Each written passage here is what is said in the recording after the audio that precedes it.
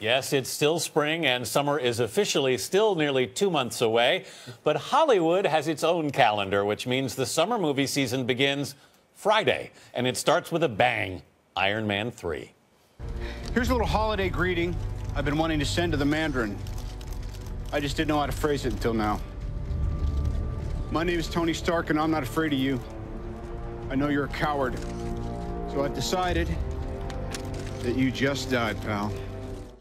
Here with the scoop on the movies aiming to pack them in this summer is Dave Karger, host of Weekend Ticket on the movie website Fandango.com. Good morning, Dave. Good morning. Why can't it be summer now? I know. It's like summer movies. I saw that when I saw we were doing that. I was like, but wait.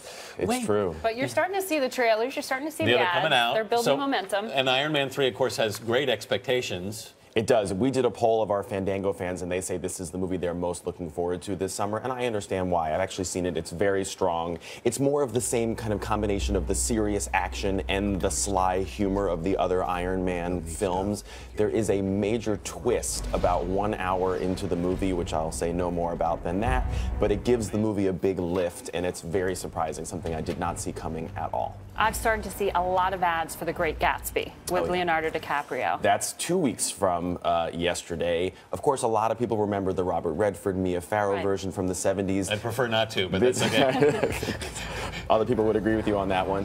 What's great about this is that this is a 3D film, but it's a drama. And I can't recall a movie like that that didn't have all of the big action sequences, but yet was still in 3D. Baz Luhrmann is the director. He did Moulin Rouge and Australia and Strictly Ballroom, Romeo and Juliet, so he has a real visual flair. Leonardo DiCaprio and Carey Mulligan are the two stars of kind of this one. the flamboyant version of The Great Gatsby, Absolutely. it looks like. Star Trek Into Darkness. You know, I'm not a huge Star Trek fan in general, but I absolutely loved the Star Trek film from a couple of years ago, and I think J.J. Abrams, the filmmaker who's now going to take on Star Wars, really has a magic touch with these. So it's Chris Pine and Zach Quinto coming back, and a lot of people are buzzing about the villain in this, and he's played by Benedict Cumberbatch, who plays Sherlock on the BBC show. So I think that's going to add a great new element to this film. Have they really made 6 versions of Fast and Furious? I haven't seen a single one of them, but they have. And they're that successful? They kind of. And you know what, Margaret? They really are. This was a franchise that a lot of people thought had kind of petered out at number 3 or 4,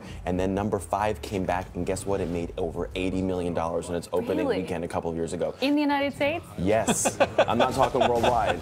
So this one is opening Memorial Day, Fast and Furious 6, against The Hangover Part 3. So it's going to be kind of a battle royale for supremacy on Memorial Day weekend. That's no contest as far as I'm concerned. But well, it's going to be close. Is it? Between those two. Yeah. Very interesting.